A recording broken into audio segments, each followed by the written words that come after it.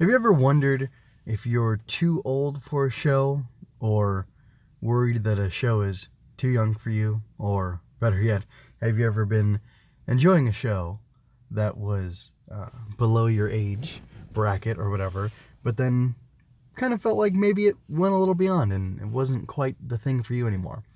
Well, that's kind of how I'm feeling, or I don't know, I'm just wondering about that because I'm having misgivings about the thing I'm watching right now. This is MJ. I love Tokusatsu, and right now I want to talk about Kamen Rider Zero-One, episode 15. Anyway, I'm going to get back to that stuff in a bit, but right now I want to talk about all the new things. So, first big new thing is that Hirobi decides to sacrifice himself, or rather he follows the will of the Ark and sacrifices himself in order to aid in the awakening of Jin, who he's raised as his son so that he could awaken and be filled with hate, and that hate would help him to complete Metsubo Jinrai, or really the Ark's will of destroying humanity from the Earth, because the concern is that humanity will destroy all life on the Earth, and the Ark, being a preserver of the rest of the life on Earth, does not want to allow that to happen. So that's pretty interesting. Fool finally pushes himself to the edge and almost dies from his defeat of Hirobi. He was trying to hit Jin, but then Hirobi jumped in front of him and took the rider kick, and then it really messed Fua up. Then it was interesting. Izu had just been learning the value of family and to appreciate Subaru's brother, whose actual name I can't remember, but who is called Ikazuchi. And this is interesting. Jin was burying the dodo. Well, he was burying the dodo memory, whatever it's called, progress key, as a process of mourning, or in the process of mourning. And Hirobi tells him not to do that and not to be like human, because humans mourn their dead and have ways of honoring them. Which reminds me, they had been visiting the Hiden family grave when Izu is about to join Aruto in paying respects to, I can't remember how they subtitled it, but basically praying at the shrine of Grandpa Hiden as a part of the ritualistic mourning process that's baked into the culture of Japanese society at this point. And it's very interesting. She was mourning for Grandpa Hiden, and or the former president who she had served, or expressing mourning. She was engaging in this process. Jin had tried to do the same. Hirobi told Jin not to do the thing. Hirobi is distraught over Jin's dead body, or certainly he's dying, he's not dead. And he attacks Izu because she smiles at that. And he asks, hey, if you're a Humagear, why are you smiling at the fact that this guy was hurt and is dying? And it's just, that's all very messy. I don't think it's messy from a narrative standpoint. I think it's messy from a standpoint of nuance and like wanting to show this to the viewers, the kids. And I like it. I think it's interesting.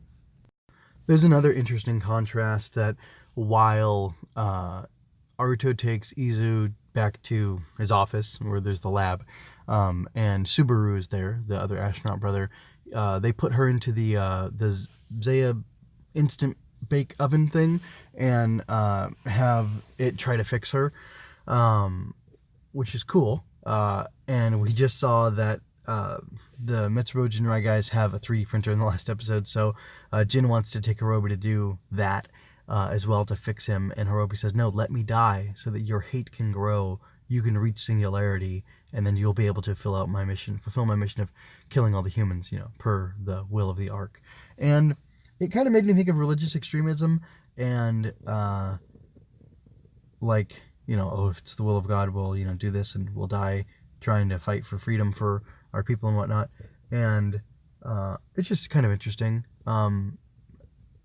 My opinions on foreign policy are a little more complicated than that, and how you might deal with those sorts of things, so I'm not going to go into that right now, otherwise it would be boring. I have a bunch of stuff to say about Guyver and this new suit, so I think I'll stop and talk about that now. But to finish my point, it's interesting that you have these opposite actions Aruto is trying to preserve life because he, loves Izu and all the Humagira's family, whereas Horobi wants to die so that Jin can be so angry and so hurt and so warped and twisted that he reaches this level. He goes over this threshold and then deals death to all of humanity for the sake of preserving all the other life on Earth. Which is kind of interesting dynamic. So if you're old like me, you've probably seen the ADV dub of Guyver, 12 episodes. I've never seen Guyver Out of Control, but I've seen the 12-episode main series or whatever. Or maybe you've seen the Guyver movies out of a curiosity, or again, because you're old. But the scene where Aruto is able to use Assault Hopper or get it activated reminds me very much of stuff that happens in the Guyver anime that was done by, not ADV, Section 24, Section 26, whatever that company ended up being. Oh no, I was thinking of the wrong companies. That was the ADV one. The other one was done by the people with the cross, manga something. Anyway, with Flaming Cross, they released the original Ninja Scroll and stuff. They were like OG anime distributor in the US, and I cannot think of their name. Anyway, in the newer, the 2000s Guyver, you get to see stuff, and it pulls more directly from the manga, but you see a lot of stuff where giant upgrades or whatever to the Guyver suit are floating above Sho Fukumachi, or Fukumachi? Yeah, Sho Fukumachi, when he's in his Guyver 1 form, or which, it's really the only, like, forms aren't a thing in Guyver, except for they kind of are, because there's the Gigant Guyver, which I guess is what I'm really thinking about. It like floats above him in this pod, and then it opens itself, and then it attaches to him, and it feels very reminiscent of what was going on here. And it also felt kind of foreboding and ominous, and Guyver gets more into like these scenes of like all-out war and, mayhem, bloodshed, that kind of thing, and a lot of destruction to property. Whereas they do and do not do that in Kamen Rider and Tokusatsu and Ultraman to a lesser extent, because I have less experience with it, therefore I know less. But anyway, the scene where he comes and he transforms after he gets the mammoth and it clears the way of all the other stuff. He kills a bunch of Humagir, or Magir at this point. Well, a corrupted Humagir, I'll say. And he destroys the Geigers. Interesting. I don't know if I mentioned already, but I felt like the Geigers were maybe like a Gigant Guyver, or probably more Gundam though, like reference. But anyway, but so he destroys those, and then he has this speech, or he gives this little speech that he says to Jin, like, "What do you think you're doing?" And that's when Jin reveals that the Ark is causing them to protect the Earth, or they want to protect the animals on the Earth by destroying all the humans, basically. Nature and nature and the animals will be protected by humanity being slain or sacrificed, basically. And Mitsubo Jinrai are the ones who are going to do it, and then I guess Humagears would live in harmony with the animals after that fact. And Aruto says to him something like, "What do you think Humagears are? What are Humagears to you?" Because and Aruto doesn't say this, but basically, Humagears are humans to me. Probably because his father was a Humagear, or, in part because of that. And Jin says Humagears are my friends, and Aruto does this great job of detailing all the Humagear that he has hurt. He says like warped and broken, or warped and twisted, to serve Mitsubo Jinrai and all those who they've hurt and then have ultimately gotten killed as part of the process of humanity's extinction to protect everything else. This plotline reminds me very much of, and I think Aruto is totally right, but what Mitsubo Jinrai is trying to do reminds me very much of Mobile Fighter G Gundam, where, a main villain in that show wanted to do the same thing to protect humanity from the Earth, and the answer from the hero is basically like, humans are part of the Earth, though. You can't really have one without the other, and I think it's a very interesting point. But the odd thing to me, and the problem that I'm having with this show right now, is that that's all a sham. Like, Aruto's heart is in the right place, and Mitsubo Jinrai presents like a interesting, valid, thought-provoking quandary, but like ultimately it's false. But really, ultimately, it really is false, because I want to mention this, the Zaya guy, when he showed up and he's like, "Oh, everything's going 100%. Like, no, it's going 1000%. I was going to say, hey, this guy's, I'm going to call this guy Mr. 1000, because I don't know what else to call him at this point, because I had forgotten that his name is Amatsu, whatever it is. Anyway, Amatsu guy. Anyway, I've seen scans. I'm just going to say him talking about how things were 999% complete this episode. I'm just calling it, he's going to know somebody very well. Maybe he'll have a personal bodyguard who's going to wear a suit, a special type of suit, and he's going to be called Mr. 1000 as well. I'm just saying it. I know the scans are out there. It's probably already been revealed that that's exactly who the guy is, but like, I just got that sense right away, and I think it's a little trite, but I also think it's funny and kind of cute that he has this tick where he'll say that. But anyway, the next episode preview and like the body of this episode also basically are telling me that the whole thing, the war between Metsubo Jinrai and Ames and like humanity and whatnot, has all been a front, has all been a fake. And either that's really sophisticated storytelling or it's just a lie and I'm tired of it. And as a younger person, I had thought about writing stuff that was like, oh yeah, and like everybody dies at the end and it'll be cool because everybody dies. And I just kind of feel like this is approaching that. And, you know, I'm going to go ahead and look. I'm going to pause right now. I'm going to look up who the writer is. And this is going to be a little bit of an extra long episode because I just need to know certain things before I say any more.